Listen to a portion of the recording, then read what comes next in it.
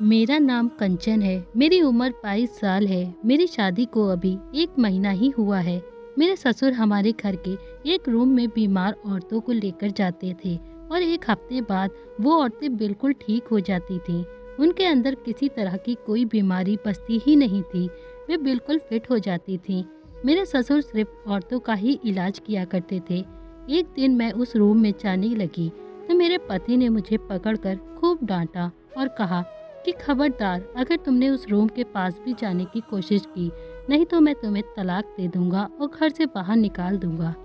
एक दिन मुझे बहुत तेज बुखार था और मैं बहुत बीमार हो गई थी। मैंने सोचा कि मेरे ससुर तो बीमार औरतों का इलाज करते हैं, क्यों ना मैं भी उस रूम में चली जाती हूँ, मैं भी ठीक हो जाऊंगी।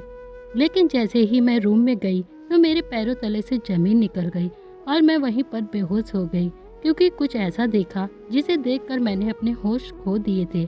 मेरी शादी अभी 1 महीने पहले ही हुई थी। मैं ज्यादा पढ़ी लिखी तो नहीं थी, लेकिन मेरी चाहत थी कि मेरी शादी पढ़े लिखे परिवार में हो। मेरे ससुराल में और कोई तो पढ़ा लिखा नहीं था, लेकिन मेरे पति बहुत पढ़े लिखे थे। मेरे पति की नौकरी के साथ साथ उनका घर भी बहुत बड़ा था। फिलहाल मेरे माता पिता ने मुझे बहुत आशीर्वाद के साथ विदा कर दिया था। मेरे ससुराल में मेरे पति के अलावा उनके माता पिता भी थे। मेरे ससुर गांव के एक जाने माने आदमी थे। उनका घर बिल्कुल कोठी की तरह बना हुआ था, लेकिन हमारे घर में एक रूम था, वहां पर फालतू का सामान भरा रहता था और उस रूम में किसी को भी जाने की परमिशन नहीं थी। मेरी शादी के 1 महीने में मैंने अपने ससुराल का पूरा माहौल समझ लिया था। उस रूम में मुझे जाने की परमिशन इसीलिए नहीं थी क्योंकि मैं अभी अपनी ससुराल में नई नई थी। यह मेरी सास का कहना था, लेकिन मुझे हमेशा उस रूम में जाने की फिक्र लगी रहती थी कि आखिर उस रूम में ऐसा क्या किया जाता है। वह रूम मेरे ससुर के कमरे के बराबर में ही था, बल्कि बहुत बड़ा था, जिसमें बहुत बड़ा दरवाज़ा भी लगा हुआ था। मैं सारे घर में इधर उधर फिरती रहती थी, क्योंकि घर के सारे काम मेरे नौकर किया करते थे, इसीलिए मैं ज़्यादातर फ्री ही रहती थी। मेरे पति भी शहर में नौकरी करते थे। घर पर वो कभी कभी ही आते थे, लेकिन उस कमरे के पास तक मुझे नहीं जाने देते थे। मेरी सास कहती थी कि तुमको इस कमरे में कभी नहीं जाना है, इस कमरे में हमेशा अंधेरा रहता है और घर का फालतू सामान है। लेकिन अगर इस रूम में घर का फालतू का सामान रखा जाता है तो मेरे ससुर उस रूम में क्यों जाते थे और औरतों को क्यों लेकर जाते थे। लगभग 1 हफ्ते तक और यहाँ तक बाहर नहीं आती थी वो सारी औरतें। पूरा 1 हफ्ता गुजर जाने के बाद ही वे वापस आती थी और फिर अपने घर को चली जाती थी। औरतें आती तो बीमार की हालत में थी, लेकिन यहाँ से जब जाती थी तो बिल्कुल फिट और ठीक होकर जाती थी। घर के नौकर उनके पूरे 1 हफ्ते तक का खाना बना देते थे और इस कमरे में लेकर चले जाते थे। पर वहाँ पर क्यों कोई नहीं जाता था और वे औरतें वहाँ पर क्या करती थीं? 1 हफ्ते बाद ऐसी बाहर निकलती थीं जैसे उनको कोई बीमारी ही नहीं थी। जबकि मेरे पति मुझे डराया करते थे, उस रूम में मत जाना वरना तुम्हें चोट लग जाएगी या कुछ भी हो जाएगा, क्योंकि उस रूम में हमेशा अंधेरा रहता है। एक बार मुझे रात के टाइम पर एक औरत के रोने की आवाज़ आई। मैंने देखा कि मेरे ससुर उस रूम के बाहर ही बैठे हुए थे और एक औरत रो रही थी और कह रही थी कि आप मुझे इस रूम में जाने दो, आपको भगवान का वास्ता है, मैं बहुत परेशान हूँ, मुझे और कुछ नहीं चाहिए। मैं तो खड़ी हुई यह सब कुछ देख रही थी और सुन भी रही थी। मेरे ससुर जी उस औरत से कहने लगे कि बात को समझो, मैं तुम्हें मना नहीं कर रहा हूँ, तुम प्लीज़ अगले हफ्ते चली जाना। वह कहने लगी कि मुझे परमिशन मिली है, फिर अगले महीने मुझे परमिशन नहीं मिलेगी। अगले महीने मेरे छोटे भाई की शादी है, इसीलिए मैं अगले महीने नहीं आ सकूंगी। प्लीज़ भगवान के लिए मुझे अभी तो इस रूम में जाने दो। मैं अपनी जगह पर खड़ी हुई हैरान रह रही थी। आखिर औरत स्टोर रूम में जाने के लिए क्यों इतना बेताब हो रही थी और मेरे भी कुछ समझ नहीं आ रहा था। मेरे ससुर ने उस औरत से दोबारा मना कर दिया तो वे बहुत बुरी तरह से चिल्लाने लगी। ससुर जी ने कहा कि शोर मत करो, मैं तुम्हारी जगह बनवाने की कोशिश करता हूँ। जगह बनवाने वाली बात, मेरे ससुर जी का क्या मतलब था? इसका क्या मतलब था कि वह रूम में भरा हुआ है, वहाँ पर जगह नहीं थी। आखिरकार उस रूम के अंदर ऐसा भी क्या होता था? तभी मैं यह सारी बातें सोच ही रही थी कि अचानक मुझे अपने कंधे पर किसी के हाथ महसूस होने लगा। जैसे ही मैंने पलट कर देखा तो पीछे मेरी सास खड़ी हुई थी। मेरी सास ने कहा कि तुम यहाँ पर क्या कर रही हो? मैंने तुमसे मना किया है ना कि घर में इधर उधर ना घूमा करो। मेरी सास से मैंने कहा, माँ जी मुझे कुछ नहीं कर रही थी। मेरी सास मुझे हमेशा उस रूम की तरफ जाने के लिए मना कर देती थी। न जाने वो लोग मुझसे क्या छुपा रहे थे। मुझे छोटी छोटी बातों से रोकती रहती थी। मेरी सास तो सब कुछ करती थी और इधर उधर घूमा करती थी।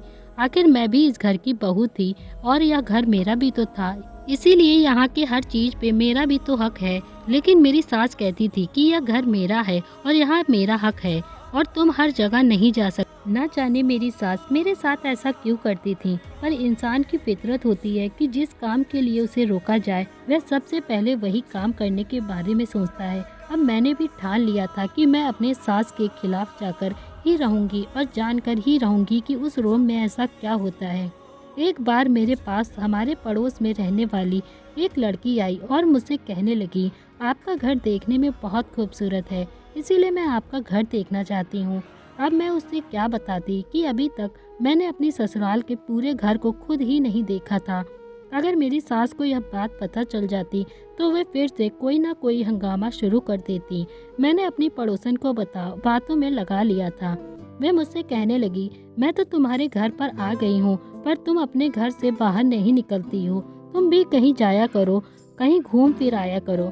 मैंने उसको बताया कि मैं अपनी सास की वजह से नहीं जाती हूँ। मेरी पड़ोसन कहने लगी, मेरी सास तो मुझे हर जगह जाने की परमिशन देती है। फिलहाल तो मेरी सास एक हफ्ते के लिए अपना इलाज कराने के लिए कहीं गई हुई हैं। मेरे पति भी सुबह काम पर चले जाते हैं, इसीलिए मैं फ्री ही रहती थी। इसीलिए सोचा कि तुम्हारे पास बातें करने के लिए चली आती हूँ। मैंने अपनी पड़ोसन से कहा कि तुम्हारी सास मेरे घर पर ही आई होंगी। वह हैरान हो गई और कहने लगी कि मेरी सास तुम्हारे घर पर क्यों आएंगी? वह तो अपना इलाज कराने के लिए शहर में किसी डॉक्टर के पास गई हुई है। मैंने अपने पड़ोसन से कहा कि तुम्हारी सास ने तुमसे झूठ बोला है। आजकल जो भी औरत एक हफ्ते के लिए घर से गायब होती है वे मेरे ससुर के पास ही चली आती है। मेरे ससुर जी उनका कोई इलाज करते हैं। वह सामने वह रूम बना हुआ है ना, देख रही हो तुम, हमारे घर का एक रूम है, वहाँ पर औरतों को रखा जाता है एक हफ्ते के लिए और फिर उनके लिए उस रूम के अंदर ही खाना भी जाता है और उनकी ज़रूरत का हर सामान जाता है। मेरी पड़ोसन कहने लगी, तो फिर तो मुझे अपनी सास से ज़रूर मिलना है। मुझे अपनी सास की बड़ी याद आ रही है। चलो इस रूम के अंदर चलते हैं और देखते हैं कि मेरी सास वहाँ पर क्या कर रही हैं। मैंने कहा, ऐसी किस्मत नहीं है हमारी कि हमें इतनी आसानी से उस रूम में जाने दिया जाए। मेरी पड़ोसन कहने लगी, जाने दिया जाएगा क्या? क्या मतलब है? हम दोनों साथ चलते हैं। मैंने अपनी पड़ोसन से कहा कि तुम्हारी बात तो ठीक है, लेकिन अगर हम पकड़े गए तो बड़ी बेइज्जती होगी और मुझे तो डर है कि कहीं मेरी सास मेरी शिकायत मेरे पति से न लगा दे। वे कहने लगी, परेशान मत हो, कुछ नहीं होगा, मुझे तो नहीं मार देंगे ना। मुझे तो अपनी सास से मिलना है और कुछ भी नहीं। मैं उनसे बात करनी ही है और पूछना है कि आखिर उन्हें मुझे दूसरे शहर के बारे में क्यों कहा था और उन्हें ऐसी कौन सी बीमारी है कि वे लगभग एक हफ्ते के लिए घर से बाहर चली गई हैं और मेरे देवर को मेरे हवाले करके गई हैं। प्लीज़ यार मेरी मदद करो, चलो हम दोनों उस रूम के अंदर चल के देखते हैं। मैं अपनी पड़ोसन के साथ गई तो हमने देखा कि दरवाजे पर तो लॉक लगा हुआ था, लेकिन दरवाजे के ऊपर रोशनदान खुला हुआ था। मैंने स्टूल रखकर ऊपर चढ़ने की कोशिश की। मैं जैसे ही स्टूल रखकर उस पर चढ़कर रोशनदान में झांकने की कोशिश की कि कमरे की तरफ देखने लगी, तभी अचानक मेरे कानों में कुछ आवाज़ आई। आवाज़ मेरी सास की थी। जिस बात का मुझे डर था वही हुआ था। मेरी सास मेरी पड़ोसन को बहुत डांट रही थी। उसके बाद उन्होंने मुझे नीचे उतरने को कहा। ना जाने मेरी सास कहाँ से आ जाती थी। उन्होंने मुझे बहुत डांट लगाई। मैं जल्दी जल्दी नीचे उतर गई और मुझे पता था कि मेरी सास मेरी पति से मेरी शिकायत जरूर लगाएंगी और मैं वहीं खड़ी हुई अपनी सास की बातों को बर्दाश्त कर रही थी।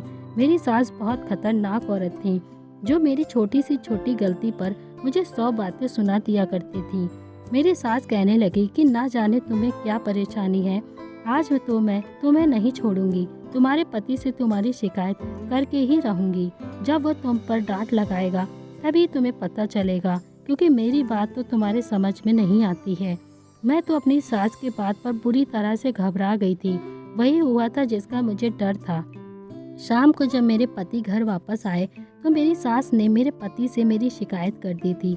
मेरे पति भी मुझ पर बहुत गुस्सा हुए और कहने लगे कि अगर तुम्हें घर में रहना है तो मेरी माँ के कहने के मुताबिक ही चलना होगा।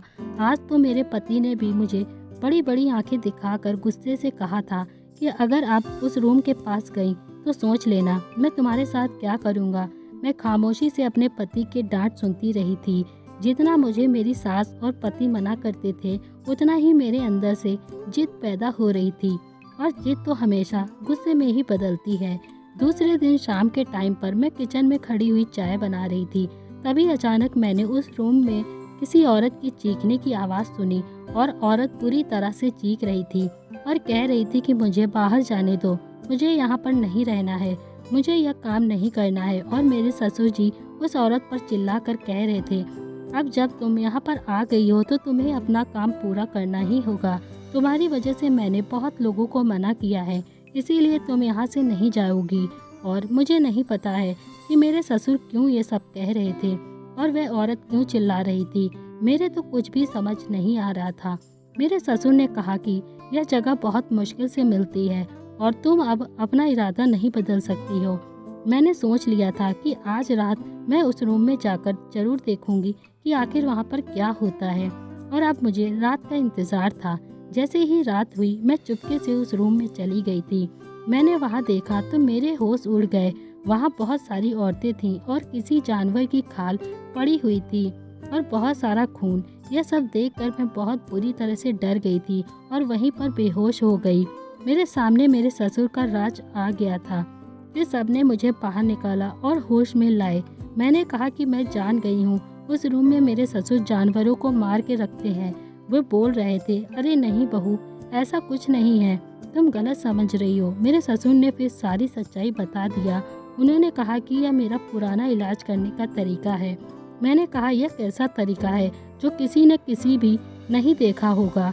उस रूम में जानवर मौजूद था, वहाँ पर बहुत सारे भूत थे, वहाँ बकरे की खाल थी। मेरे ससुर ने कहा वहाँ पर कोई भी जानवर मौजूद नहीं था, वे सारी की सारी औरतें थीं, कोई भूत नहीं था। दरअसल यह मेरा इलाज करने का तरीका है, मैं इस तरीके से ही इलाज करता हूँ। देख लो, मैं यहाँ 100 साल पुराने तरीके से लोगों का इलाज करने का तरीका अपना रहा हूँ, और इस तरीके का इलाज करने के लिए एक ऐसे इंसान के ऊपर किया जाता है जिसको बहुत ज़्यादा बीमारी हो, बहुत पुरानी बीमारी हो, जिसका बहुत सालों से इलाज हो रहा हो, लेकिन उसको ठीक होने में तो 1 हफ्ता के लिए ज़रूर लगाना पड़ता है।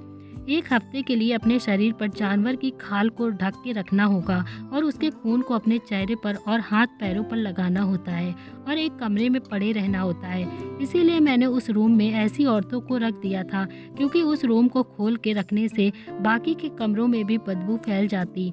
इसीलिए मैं उस रूम के कमरे में ताला लगा कर रखता था, ताकि उस रूम के बाहर बदबू न जाए और मेरे अलावा कोई भी उस रूम में ना जाए। ये तरीका बिल्कुल भी आसान नहीं होता। 1 हफ्ते तक बकरे की खाल को अपने शरीर से लिपटा कर रखना होता है और इसमें बहुत बुरी तरह से बदबू आती है जो बर्दाश्त नहीं होती है, और बकरे के खून को अपने हाथ पैरों पर लगाना होता है, जिससे बीमारी खत्म होती है और इंसान के अंदर एनर्जी बढ़ जाती है, जिसकी वजह से उसकी बीमारी की क्षमता कम होने लगती है और वह जल्दी से जल्दी सेहतमंद हो जाता है। मगर ये बहुत मुश्किल होता है, ज़्यादातर लोग ऐसे नहीं करते हैं, लेकिन 100 साल पहले के लोग इसी तरह के तरीकों को अपनाते थे। पुराने ज़माने के लोग डॉक्टर की दवाई नहीं लेते थे, यह काम महिला नहीं करती थी, इसी तरह से उनका इलाज किया जाता था। और आजकल के लोग तो सिर्फ डॉक्टर की दवाइयाँ खा खा कर ही खुद को ठीक करना चाहते हैं, क्योंकि आजकल के लोगों के लिए कोई काम आसान नहीं है। पुराने ज़माने के लिए लोग अकेले वैद्य का इलाज करते थे। आजकल तो लोग डॉक्टर के पास जाकर इतना सारा पैसा खर्च करते हैं, लेकिन अगर किसी की बीमारी इंसान के साथ इसी तरह से उसका इलाज कर दिया जाए तो समझिए कि इंसान को दोबारा से जन्म हुआ है। जिनकी बीमारी बड़ी है, पुरानी से पुरानी बीमारी हो ना, इसीलिए यह सब कुछ करवाता है, क्योंकि इस तरह से इलाज करने का तरीका बहुत ही पुराना है और इससे बहुत ही ज़्यादा फायदा भी होता है। इंसान बकरे की खाल को अपने शरीर को ढक ले और उसके खून को भी अपने शरीर पर लगा ले तो जाहिर सी बात है बहुत अजीब लगता है, क्योंकि हर इंसान इस तरह का इलाज नहीं करवा सकता है। इसीलिए हम तुम्हें यहाँ पर जाने नहीं देते थे, क्योंकि इस बारे में मेरे बेटे और मेरी पत्नी को तो पहले से ही पता था। मुझे लगा कि तुम अभी नई नई हो, इसीलिए यह सब कुछ तुम बर्दाश्त नहीं कर पाओगी, और तुम्हारे साथ वही हुआ जो हम सोच रहे थे। तुम्हारे लिए यह सब कुछ देखना बहुत ही अजीब था, और तुम हमारे परिवार का अब हिस्सा बन गई हो। इसीलिए अब मैंने तुमको सारी सच्चाई बता दिया है और सब कुछ समझा दिया है। मैंने एक बार सोचा था कि सब कुछ तुम्हें बता दूं, लेकिन फिर सोचा कि अगर तुम मेरी यह बात सुनकर डर गई और कहीं मेरे खिलाफ चली गई तो मेरी तो बहुत बदनामी होगी। लेकिन तुम उस रूम में चली गई। मेरे ससुर जी की यह बात सुनकर मैं हैरान रह गई थी, और मैंने कहा कि क्या सच में इससे लोगों को फ़ायदा होता है? तो मेरे ससुर जी ने कहा कि हाँ बेटा, बहुत ज़्यादा फ़ायदा होता है, लेकिन यह काम करना बिल्कुल भी आसान नहीं है। औरतों के लिए तो बहुत ही ज़्यादा मुश्किल होता है। यह तरीका सिर्फ़ और सिर्फ आदमियों के लिए ही था, क्योंकि औरतों के लिए खून को अपनी बॉडी पर लगाना और बकरे की खाल को अपने शरीर पर लपेटना कोई आसान इलाज नहीं लगता है, और वे बहुत मुश्किल समझती हैं। कमरे में बंद रहकर इस तरह से बैठे रहना बहुत अजीब सी बात लगती है, लेकिन मैं औरतों का इलाज करवाना चाहता था। यह इलाज तो सबके लिए ही है। जब मुझे पता चला कि यह तो सिर्फ एक तरीका है इलाज करने का, तो मेरे दिल में सारा डर निकल गया था, और फिर मैं धीरे धीरे नॉर्मल हो गई थी। लेकिन मेरी सास और मेरे पति ने मेरे ससुर से कहा कि वे इस काम को अब आइंदा नहीं करें। मैंने अपने पति और सास को समझाया कि मैं बिल्कुल ठीक हूँ, और मैं सारी सच्चाई भी मुझे पता चल गई है। पिताजी जो भी कर रहे हैं वो लोगों का इलाज करने के लिए कर रहे हैं, उनको ठीक करने के लिए कर रहे हैं। तो उन्हें प्लीज़ आप लोग इस काम के लिए मना मत करें।